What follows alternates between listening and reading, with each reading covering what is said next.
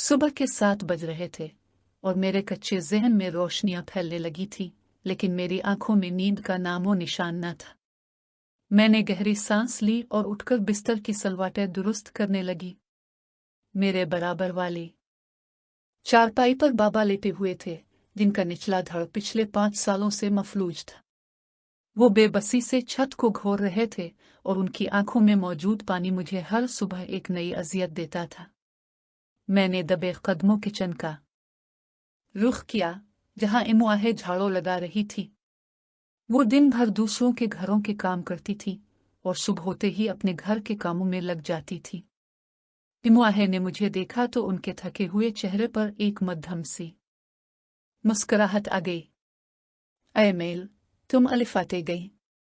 बेटी, अभी तो बहुत वक्त है, थोड़ी देर और आराम कर लेती। उनके प्यार भरे लहजे ने मुझे और करीब कर दिया। मैंने आगे बढ़कर उनके हाथ से झाड़ू ली और नरमी से बोली, इमुआहे, अब आराम करें। मैंने अपनी पढ़ाई इसीलिए मुकम्मल की थी कि आपका सहारा बन सकूं। अब मैं घर संभालूंगी और आप बस सुकून से बैठेंगी। इमुआहे ने ठंडी आह भरी और दीवार का सहारा लेकर बैठ गई। बेटी, पढ़ाई तो तुमने कर ली, लेकिन इस गुर्बत ने हमारे हाथ पीर बांध दिए हैं। तुम्हारे बाबा की दवाइयां और घर का किराया पूरा करते करते मेरी हड्डियों में जान खत्म हो गई है। मुझे तुम्हारे हाथ पीले करने की फिक्र खाई जा रही है। कोई ढंग का रिश्ता ही नहीं आता जो हमारी हैसियत देखता हो, वो पलटकर भी नहीं आता। मैंने इमुआहे का हाथ थामा और उन्हें तसल्ली दी कि अल्लाह सब बेहतर करेगा। इमुआहे के जाने के बाद सारा दिन में घर के कामों में जुटी रही। फर्श साफ किया, बर्तन धोए, बाबा को खाना खिलाया और फिर दोपहर हो गई। दोपहर के वक्त जब इमुआहे काम से वापस आए तो उनके कदमों में अजीब सी तेजी थी और चेहरा खुशी से चमक रहा था। ऐ मेल, ऐ मेल, कहाँ हो तुम? वो शोहन में दाखिल होते ही मुझे पुकारने लगी। मैं किचन से बाहर निकली तो देखा इमुआहे हाँफ रही थी। बेटी, आज मालिकन के घर एक ऐसी औरत आई थी जो बड़े घरानों में रिश्ते करवाती है। इसने तुम्हारा जिक्र सुना तो बहुत खुश हुई। वो कह रही थी कि एक बहुत अमीर खानदान है जहां उन्हें सिर्फ एक नेक और पढ़ी लिखी लड़की चाहिए। अगर हम आमादा हो तो वो कल ही हमारे घर आ सकते हैं। मेरे दिल की धड़कन अचानक तेज हो गई। खुशी और हैरत का एक मिलगजा एहसास मेरे अंदर जागा। इमुआहे, सच में? क्या वो लोग हमारे इस छोटे से घर में आएंगे? उन्हें तो कोई शहजादी चाहिए होगी। मैंने बेयकीनी से पूछा तो इमुआहे ने मेरे सर पर हाथ फेरा और बोली, बेटा, नसीब जब खुलते हैं तो दीवारें नहीं देखी जाती। तुम बस तैयारी करो, मैं तुम्हारे बाबा को भी बताती हूँ, वो तो खुशी से निहाल हो जाएंगे। ये दिन यूं ही खुशी में गुजर गया। अगली सुबह सवेरे ही हम माँ बेटी घर की सफाई में लग गई। अभी दोपहर का वक्त ही था कि गली के मोड़ पर एक सियाह चमकती हुई गाड़ी रुकी। हमारे छोटे से महल्ले में ऐसी खलफिशार मच गई कि लोग खिड़कियों से झांकने लगे कि इतनी महंगी गाड़ी गली में किसकी है। मैं पर्दे की ओट से देख रही थी। मेरा दिल सीने में हथौड़े की तरह धड़क रहा था। मैंने देखा कि गाड़ी से एक बूढ़ी खातून उतरी, जिनके सफेद बालों पर रेशमी दोपट्टा बहुत सुलझे से टका हुआ था।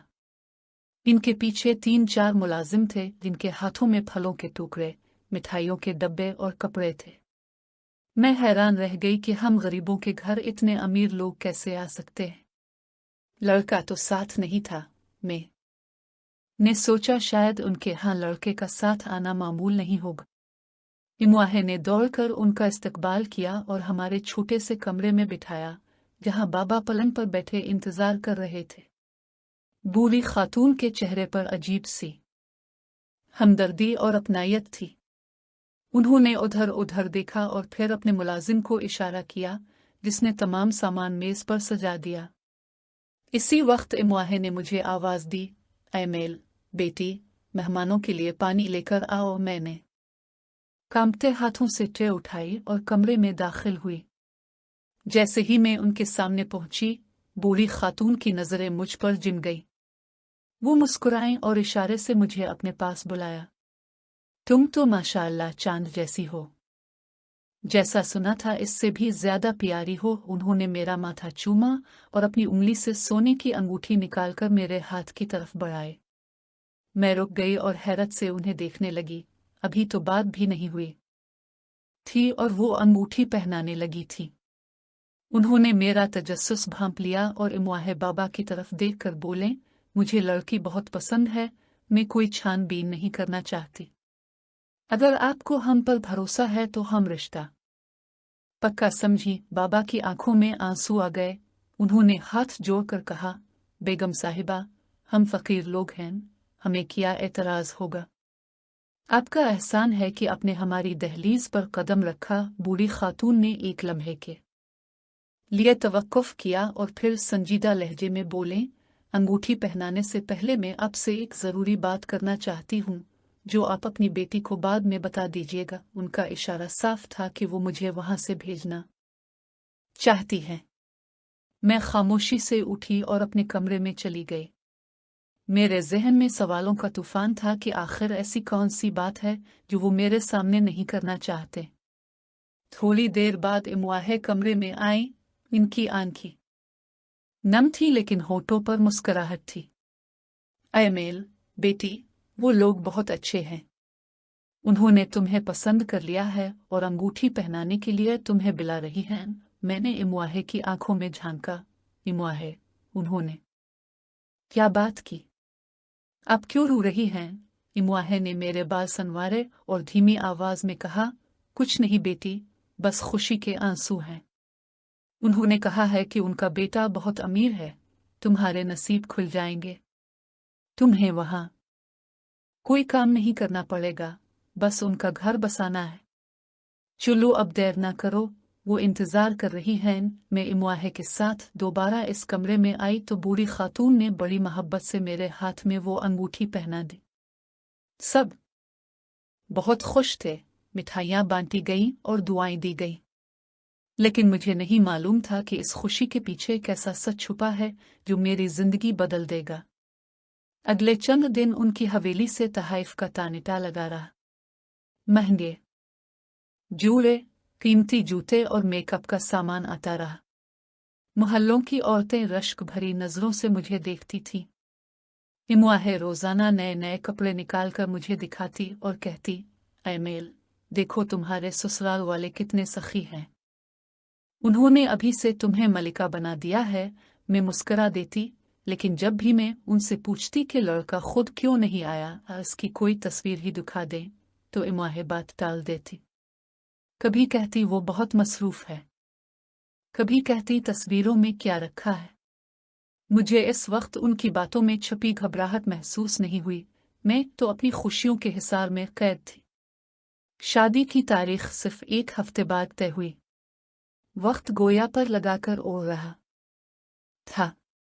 घर में मेहंदी की खुशबू बस गई। रिश्तेदारों का हुजूम था। हर तरफ हंसी मजाक हो रहा था। लेकिन इन सब के दरमियान एक चीज बहुत अजीब थी। मेरे बाबा, जो पहले ही मजबूर थे, वो अक्सर मुझे देखकर अपनी नजरें झुका लेते। उनकी आंखों में वो खुशी नहीं थी जो एक बाप की बेटी की रुखसती पर होती है, बल्कि वहां एक गहरा दुख था, जैसे वो किसी बहुत बड़े गुनाह का बोझ अपने सीने पर लादे हुए हों। मैं इनके पास जाकर बैठती, इनके हाथ चूमती और कहती, बाबा, अब फिक्र ना करें, मैं बहुत खुश रहूंगी। लेकिन वो जवाब में सिर्फ मेरा सर थपथपाकर करवट बदल लेते। आखिरकार निकाह का वो दिन आ गया जिसका मुझे बड़ी बेकरारी से इंतजार था। मैंने सुर्ख रंग का भारी झूठा जोड़ा पहना हुआ था। माथे पर बिंदिया, कानों में झुमके झूल रहे थे। मैं आईने के सामने खड़ी खुद को देख रही थी। मुझे यकीन नहीं आ रहा था कि ये मैं ही हूं। मेरी आंखों में हया और होंठों पर शर्मीली सी मुस्कुराहट थी। बाहर ढोल की आवाजें आ रही थीं। बारात पहुंच चुकी थी। मेरी सहेलियां कमरे में शोर मचा रही थी। दूल्हा मियाँ आ गए हैं। चिल्लू अयमेल, खिड़की से झांक कर देखो। तुम्हारा शहजादा कैसा लगता है? मेरा दिल जोर जोर से धड़कने लगा। मैंने डरते डरते पर्दा थोड़ा सा सरकाया और बिल्ली की तरफ देखा, जहां फूलों से लदी एक बड़ी गाड़ी आकर रुकी। गाड़ी का दरवाजा खुला तो मेरी सांसें रुक गईं। मैंने देखा कि दो मुलाजिम एक व्हील चेयर पकड़े खड़े हैं और फिर उन्होंने गाड़ी के अंदर से एक शख्स को उठाकर उस कुर्सी पर बिठा दिया। वो शख्स बिल्कुल बेबस था, उसके हाथ पैर लटक रहे थे, वो अपनी गर्दन भी सीधी नहीं रख पा रहा था। वो मेरा दूल्हा था। वो शख्स था जिसे मैंने अपना शहजादा समझा था, मगर वो तो एक जिंदा लाश था। मेरे हाथ से पर्दा छूट गया और मैं वहीं जमीन पर ढेर हो गई। मेरी आंखों से आंसुओं का बंध टूट गया, सिसकियां मेरे गिले में फंस गई। मेरी सहेलियां जो अभी तक हंस रही थी, वो भी खामोश हो गई। पूरे कमरे में खौफनाक खामोशी छा गई। मेरा वो महल जो मैंने ख्वाबों में बनाया था, एक ही लम्हे में जमीन बोस हो चुका था। इसी वक्त इमवाहे कमरे में दाखिल हुई। उन्होंने मुझे फर्श पर गिरा देखा तो तड़प कर मेरी तरफ बढ़ी। अये मेल, बेटी, क्या हुआ?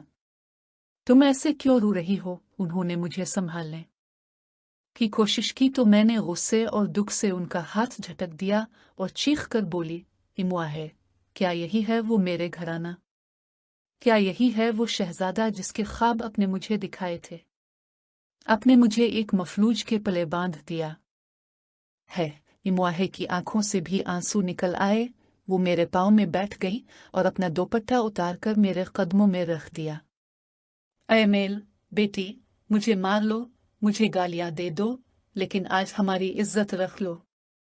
तुम्हारे बाबा की जिंदगी की लाग रख लो।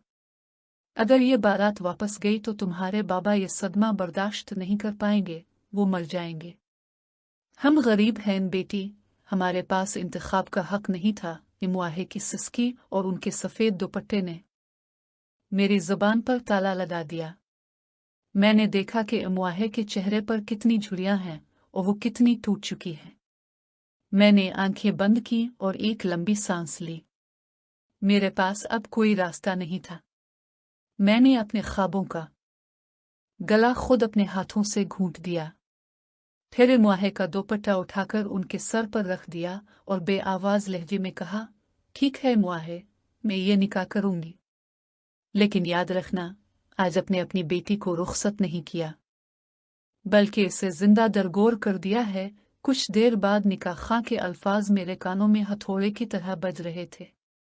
जब उन्होंने पूछा, आयमेल बिन अहमद, क्या तुम ज़्यादा बिन सुलेमान के साथ निकाह 20 लाख हक महर पर कबूल है, तो मुझे लगा जैसे मैं अपनी मौत की सजा पर दस्तखत कर रही हूं। मैंने रोते हुए 3 बार कबूल है कहा और इसी के साथ मेरी जिंदगी का हर रंग जिया हो गया। रुखसती के वक्त जब मैंने बाबा को गिले लगाया तो वो फूट फूट कर रोने लगे।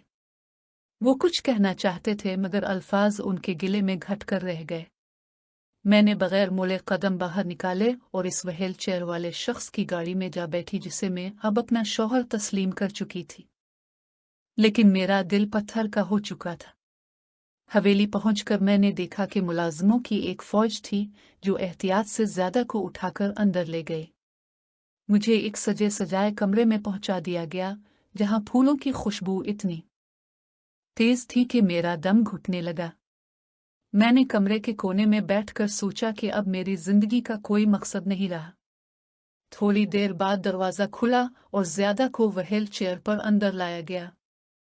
मुलाजिम से मेरे करीब छोड़ कर खामोशी से बाहर निकल गया। अब कमरे में सिर्फ मैं थी और वो शख्स जिसे दुनिया मेरा शौहर कह रही थी। मैंने डरते डरते नजरें उठाईं तो देखा ज्यादा मुझे ही देख रहा था। इसकी आंखें बहुत गहरी और रोशन थीं, लेकिन इनमें इतनी उदासी थी कि वो मेरे अपने दुख से भी ज्यादा गहरी लग रही थी। वो बहुत मुश्किल से अपने हाथ को हरकत देकर मेरे करीब लाया और कांपती हुई आवाज में बोला, है मेल, मैं जानता हूं कि तुम इस वक्त क्या महसूस कर रही हो। कोई भी लड़की मुझ जैसे इंसान से शादी नहीं करना चाहती जिसका आधा जिस्म कब्र में हो और आधा बिस्तर पर। उसकी आवाज में वो रोब नहीं था जो मैंने अमीर लोगों के बारे में सुना था, बल्कि आजिज़ी। थी जिसने मेरे गुस्से को एक लम्हे में पिघला दिया। ज़्यादा ने अपनी बात जारी रखी, मेरी भी मजबूरी थी एमेल। मेरी माँ चाहती थी कि मरने से पहले मेरा घर बसा देख ले। मैंने बहुत मना किया कि किसी मासूम की जिंदगी बर्बाद न करो, लेकिन वो नहीं मानी। मैं तुम्हें वो तमाम खुशियां तो नहीं दे सकता जो एक शौहर देता है, लेकिन मैं वादा करता हूं कि इस घर में तुम्हें किसी चीज की कमी नहीं होगी। तुम यहाँ की मलिका हो और तुम्हारी हर ख्वाहिश मेरे लिए हुक्म होगी। उसने बिस्तर के दराज से एक छोटा सा डब्बा निकाला और लरसते हाथों से मेरी तरफ बढ़ाया। यह तुम्हारे लिए मुन्ह दिखाई का तोहफा है, इसे कबूल कर लो और मुझे इस जुर्म के लिए मुआफ कर दो जिस में मेरा कोई इख्तियार नहीं था। मैंने वो डब्बा लिया तो इसमें हीरों का एक कीमती हार चमक रहा था, लेकिन मेरी नजरें इस हार पर नहीं, ज्यादा के उन टूटे हुए अल्फाज पर थीं।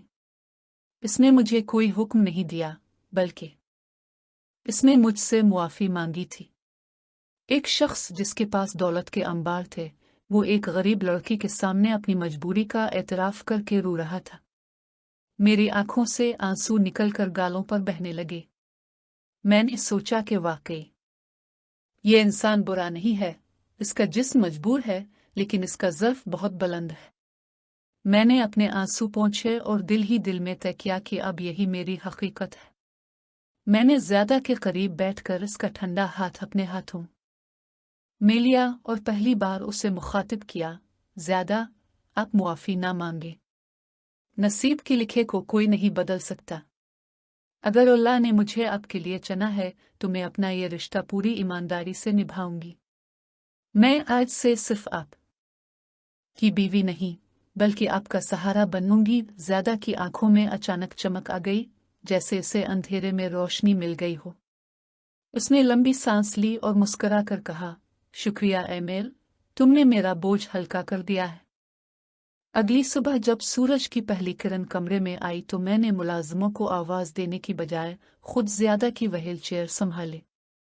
मैंने इसे नहलाने के कपड़े निकाले, इसकी दवाइयाँ तरतीब दें और इसे अपने हाथों से नाश्ता कराया। पहले जो काम मुलाजिम कर रहे थे वो अब मैं खुद करने लगी।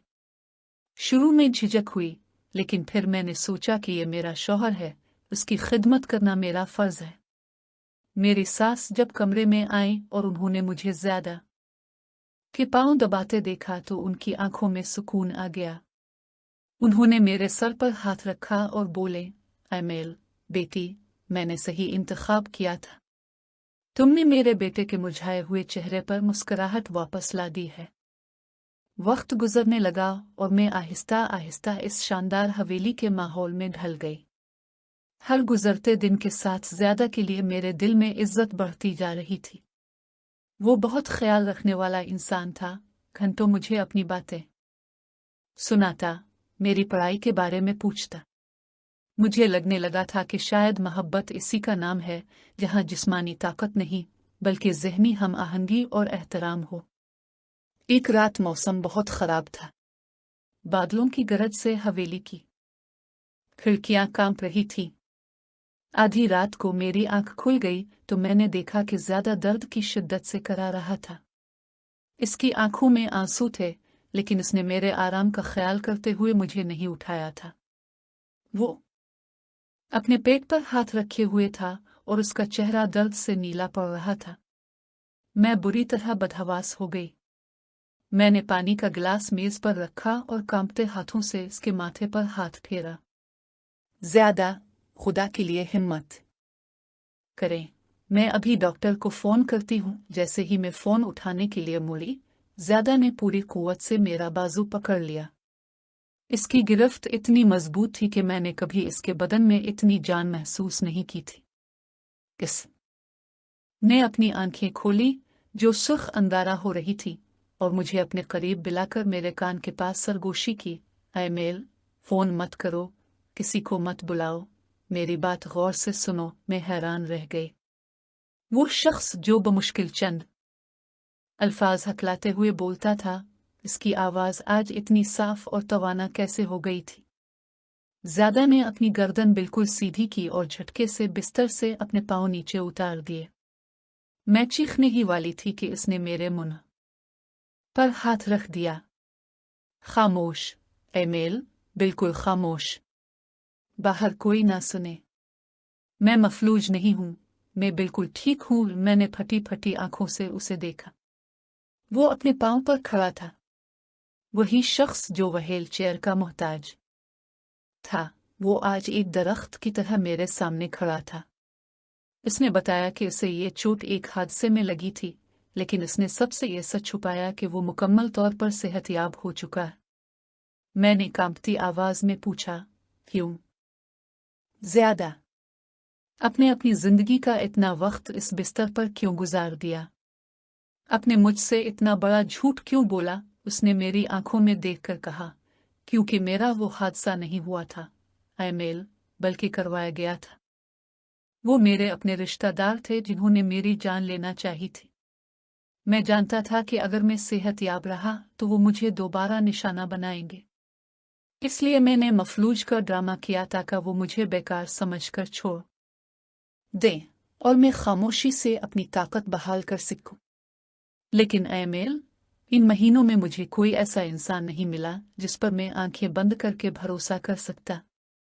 तुम्हारी बेलौस मोहब्बत, तुम्हारे सब्र और तुम्हारी सच्ची वफादारी ने मुझे मजबूर कर दिया कि मैं तुम्हें सब बता दूं। तुमने मेरी व्हील चेयर नहीं संभाली, बल्कि मेरा मान संभाला है। मैं ज्यादा की बातें सुनकर शशदर रह गई। मेरा शौहर मफलूज नहीं था, बल्कि वो एक खामोश जंग लड़ रहा था। मैंने रोते हुए इसका हाथ थामा और डरते हुए कहा, ज्यादा, आप अभी भी ये ड्रामा जारी रखिए। वो लोग बहुत खतरनाक हैं, वो आपको मार डालेंगे अगर उन्हें सच पता चला। ज्यादा ने मेरा चेहरा अपने दोनों हाथों में लिया और बड़ी अपनायत से बोला, नहीं एमेल, अब तुम्हारी वजह से मुझ में वो हिम्मत आ गई है जो पहले कभी नहीं थी। मैंने अपनी फैमिली बनानी है। मैं तुम्हें वो तमाम खुशियां देना चाहता हूं जिनसे तुम मेरी वजह से महरूम रही हो।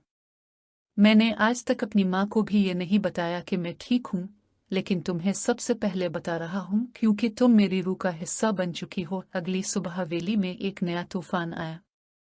ज्यादा अपने पांव पर चलता हुआ हाल में आ गया। इसने अपने इन तमाम रिश्तेदारों को जो इसके जान के दुश्मन थे, नाश्ते की दावत दे रखी थी। वो नहीं जानते थे कि ज्यादा सब जानता है। खुद गरज रिश्तेदार नाश्ते की मेज पर बैठे थे। उन्हें देखकर ऐसा लगा जैसे उन्होंने कोई भूत देख लिया हो। वो हैरान थे कि वो अपने कदमों पर कैसे खड़ा है कि इतने में पुलिस आ गई, क्योंकि ज्यादा ने सबूत भी इकट्ठे कर लिए थे। ज्यादा ने सबके सामने मुझसे माजरत की कि उसने मुझे इतना वक्त अंधेरे में रखा, लेकिन मैंने इसके सीने से लगकर कहा, ज्यादा, मुझे आप वैसे भी मंजूर थे और ऐसे भी मंजूर हैं। आपने मुझे इज्जत दी, यही मेरे लिए सब कुछ है। पुलिस इन लोगों को पकड़कर चली गई। अम्मू भी बहुत ज्यादा खुश हो रही थी। वो अपने बेटे को अपने पांव पर चलता देखकर इतनी निहाल हो गई कि तमाम मुलाजमीन को ढेरों पैसे दिए और साथ ही मुझे दुआएं दे रही थी। बेटी, ये सब तुम्हारे आने की बरकत से हुआ है। 30 दिन के बाद हमारी जिंदगी में कोई दुख नहीं रहा। मैंने अपने शौहर की खिदमत को अपना मकसद बना लिया और उसने मुझे वो इज्जत और मोहब्बत दी जो शायद ही किसी सेहतमंद शौहर से मिलती है।